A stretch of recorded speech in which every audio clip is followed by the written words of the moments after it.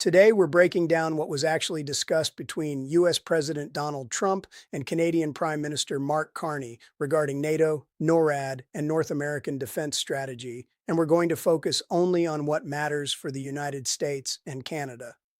First, let's start with NATO.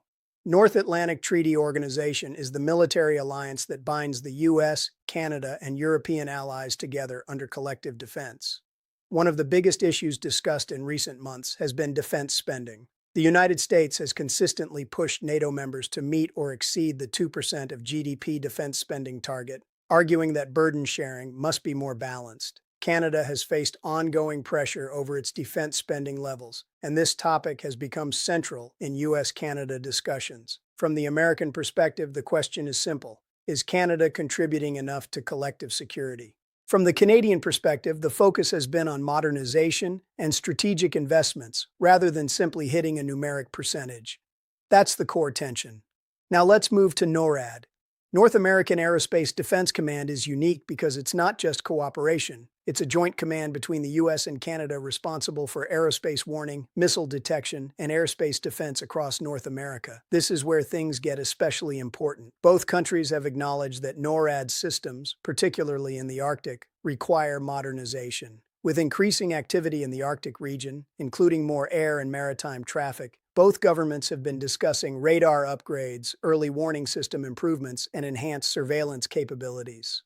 For American viewers, this matters because Arctic approaches are a direct homeland security issue.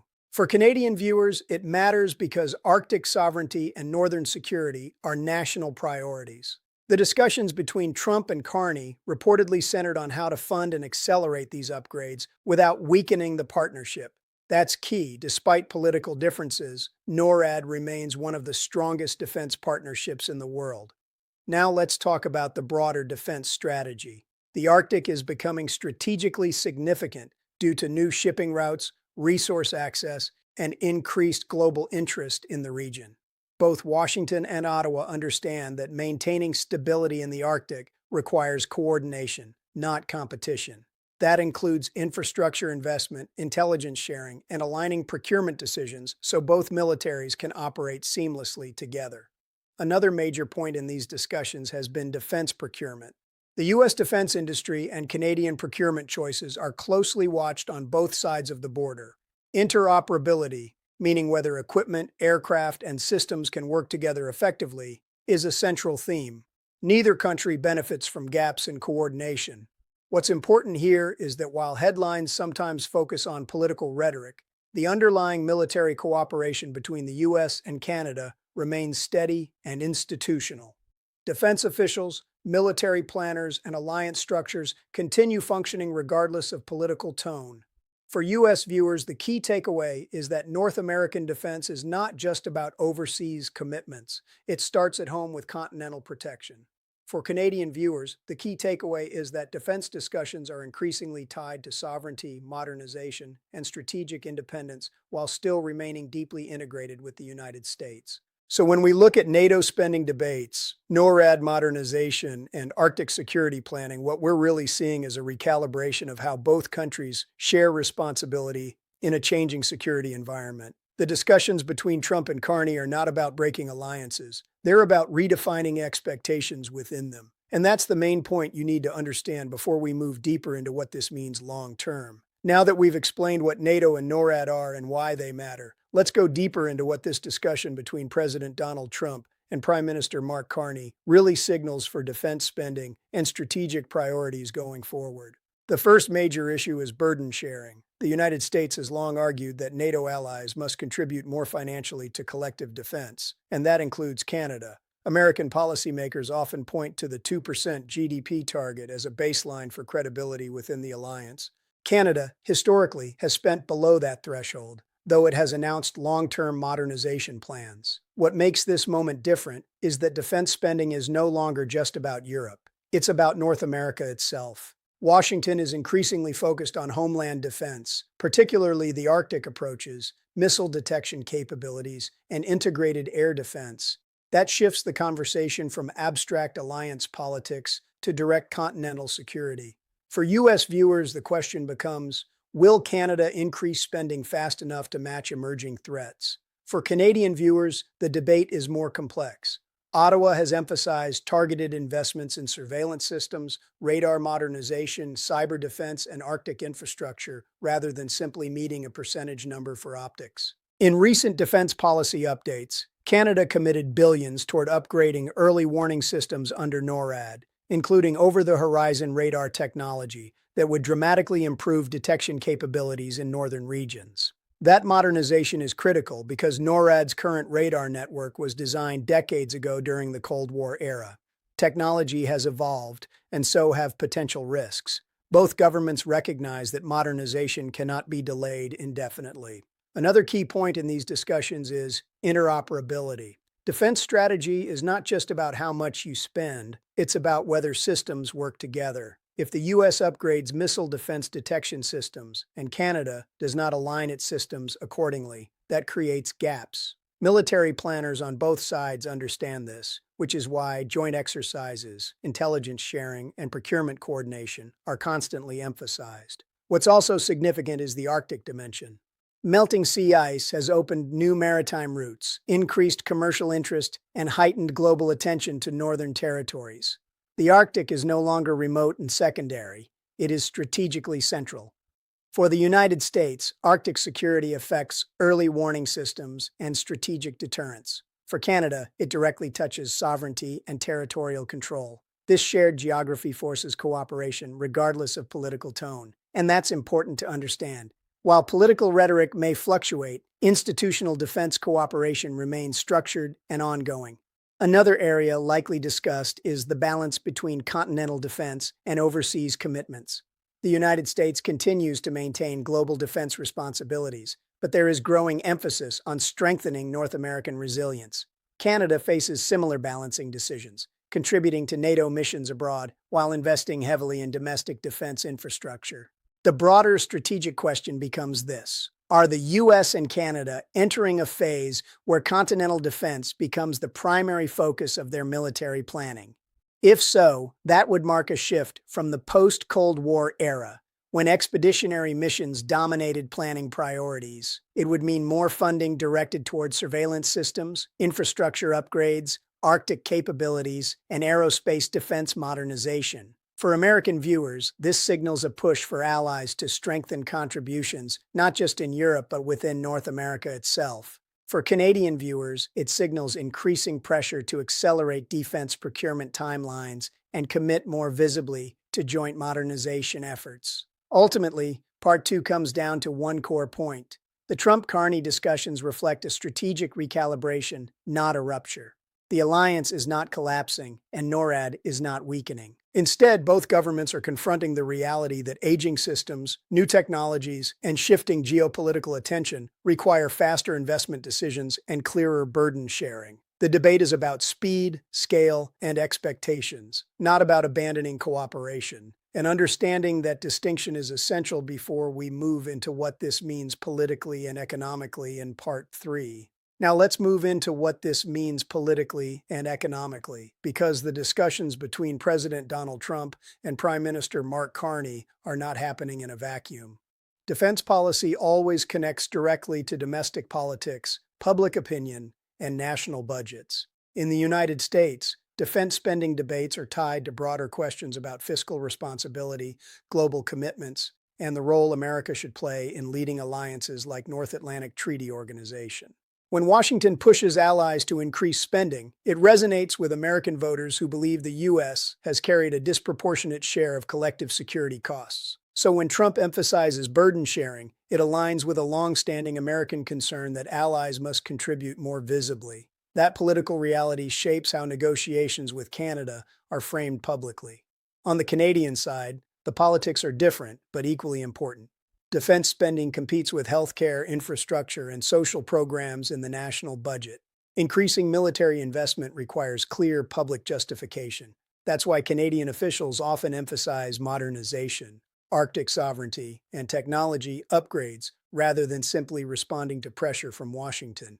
It allows Ottawa to frame spending increases as investments in Canadian security, not concessions to American demands. This distinction matters politically. Now let's talk about the economic dimension. Defense modernization, especially within NORAD, involves billions of dollars in contracts, technology development, and infrastructure expansion. Aerospace companies, defense contractors, radar manufacturers, and cybersecurity firms on both sides of the border are directly impacted by these decisions. When NORAD upgrades are accelerated, it creates long-term industrial cooperation. The US and Canada already share deeply integrated defense supply chains. Components are often manufactured across borders before final assembly. That economic interdependence reinforces strategic interdependence. It's not just military cooperation, it's industrial cooperation. And this makes abrupt policy shifts unlikely because both economies are connected through defense production networks. Another critical point is credibility within NATO. If Canada visibly increases investment in Arctic radar systems and continental defense infrastructure, it strengthens its standing within the alliance. For American policymakers, visible Canadian investment reduces domestic criticism that allies are underperforming. For Canadian leadership, demonstrating credible defense upgrades enhances diplomatic leverage in broader negotiations, including trade and energy discussions. So defense policy quietly influences other bilateral conversations. What's also happening beneath the surface is a strategic messaging recalibration. Neither country benefits from portraying the alliance as unstable. Markets react to uncertainty. Investors monitor geopolitical signals closely. When leaders publicly affirm cooperation on NORAD modernization and NATO commitments, it stabilizes expectations. Defense cooperation becomes a signal of broader economic reliability. That's important because financial markets interpret sustained military coordination between two G7 economies as a sign of long-term stability. Now consider the Arctic again. Increased global attention on northern routes means infrastructure development could expand beyond military installations to ports, communication systems, and dual-use facilities that serve both civilian and defense needs. That has economic spillover effects. Northern communities in both countries could see investment growth tied directly to strategic planning. So when Trump and Carney discuss Arctic security, it's not only about surveillance, it's also about infrastructure positioning for the next several decades. The broader takeaway from this part is that defense strategy is deeply intertwined with domestic politics and economic planning. For U.S. viewers, this discussion reflects an effort to ensure allies contribute fairly while protecting North American airspace and territory. For Canadian viewers, it reflects a balancing act between alliance commitments and sovereign decision-making. And critically, both governments understand that the U.S.-Canada defense partnership under NORAD is one of the most stable bilateral security arrangements in the world. It has survived changes in leadership, party shifts, and global crises. So while headlines may highlight tension around spending targets, the structural reality is continuity. The Trump-Carney discussions represent negotiation within a long-standing alliance, not a departure from it. And with that context, we're now ready to examine what this could mean for the future direction of U.S.-Canada defense cooperation in Part 4. Now let's look forward, because the real question after the discussions between President Donald Trump and Prime Minister Mark Carney is simple. Where is U.S.-Canada defense cooperation heading over the next 5 to 10 years? The first and most important point is that continental defense is becoming the priority. For decades, NATO missions overseas often dominated public attention, but today the focus is shifting back to North America itself. Under North American Aerospace Defense Command, the modernization of radar systems, missile detection capabilities, and Arctic surveillance is no longer optional. It is essential. Both governments understand that aging infrastructure cannot support modern security demands. Over-the-horizon radar systems, satellite integration, cyber defense upgrades, and faster data-sharing platforms are expected to define the next phase of NORAD development. This is not dramatic or headline-grabbing policy. It is technical, structural modernization that quietly strengthens continental security. The second major direction is speed. One of the recurring concerns raised in Washington has been the timeline for Canadian defense upgrades. Announcements are one thing, implementation is another. Going forward, measurable progress will matter more than political statements. For American viewers, this means watching procurement timelines, budget approvals, and construction milestones rather than speeches. For Canadian viewers, it means the government will likely emphasize visible project launches to demonstrate commitment. Transparency and accountability will shape how the alliance is perceived domestically in both countries. The third factor is Arctic strategy. The Arctic is no longer peripheral to global strategy. It is becoming central. Increased shipping activity, resource exploration, and global attention to northern passages mean that both the U.S. and Canada must maintain credible presence and monitoring capabilities. Future cooperation could include expanded joint exercises, infrastructure investment in northern bases, and advanced sensor networks. Importantly, Arctic cooperation reinforces sovereignty for Canada and homeland security for the United States at the same time. That alignment of interests makes collaboration highly sustainable. Another long-term factor is defense industry integration. The United States and Canada share one of the most integrated defense industrial bases in the world. As NORAD modernization accelerates, contracts will likely involve cross-border production, technology sharing, and coordinated research initiatives. This strengthens economic ties while deepening strategic alignment. It also makes disengagement costly, which reinforces stability in the partnership. From a NATO perspective, visible North American modernization strengthens the credibility of the broader alliance. If the U.S. and Canada demonstrate strong continental coordination, it reinforces deterrence messaging globally without requiring dramatic policy shifts. Stability, predictability, and institutional continuity are powerful signals in international security. Politically, future discussions will likely remain firm but structured. The United States will continue encouraging higher allied defense contributions, including from Canada. Canada will continue framing its investments around sovereignty, modernization, and targeted capability development. That negotiation dynamic is not new. It is part of alliance management. The difference now is urgency. Aging systems, technological advances, and strategic competition require faster decisions. Ultimately, what viewers in both countries should understand is this: the U.S.-Canada defense partnership is not defined by short-term rhetoric. It is defined by institutions, shared geography, and decades of operational cooperation. NORAD remains one of the most successful examples of binational military command anywhere in the world. NATO remains a central pillar of collective security. The Trump-Carney discussions reflect recalibration, not rupture. They signal pressure for modernization, clearer burden sharing, and faster implementation, but within a stable alliance framework. The future direction points toward deeper continental defense integration, stronger Arctic infrastructure, and continued industrial cooperation. That is the strategic trajectory. And as this evolves, the real measure will not be headlines or political statements. It will be budgets passed, systems installed, and joint operations conducted. That is how alliances are strengthened in practice. And that is the bigger picture behind NATO, NORAD, and the defense strategy discussion shaping the next chapter of U.S.-Canada cooperation.